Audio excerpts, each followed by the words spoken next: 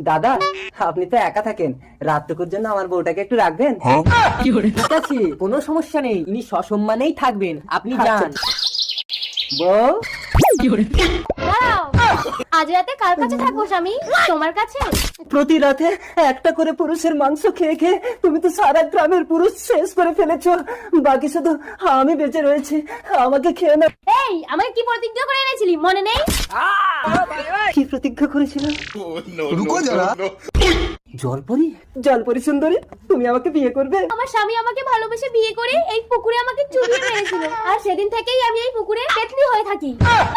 পৃথিবীর সমস্ত পুরুষকে আমি বিনষ্ট করে দেবো, আর যদি কোনো নারী আমাকে স্পর্শ করে আমি নিজেই বিনষ্ট হয়ে যাব। মনে পড়েছে তোর প্রতিজ্ঞা? কিন্তু পুরুষ মানুষ তো সব শেষ। আমি কিন্তু এই ডাইনির বিনাশ আমাকে করতেই হবে। না না, আমাকে ছুবে না। ছুঁয়ে দেবো একটু, চুই।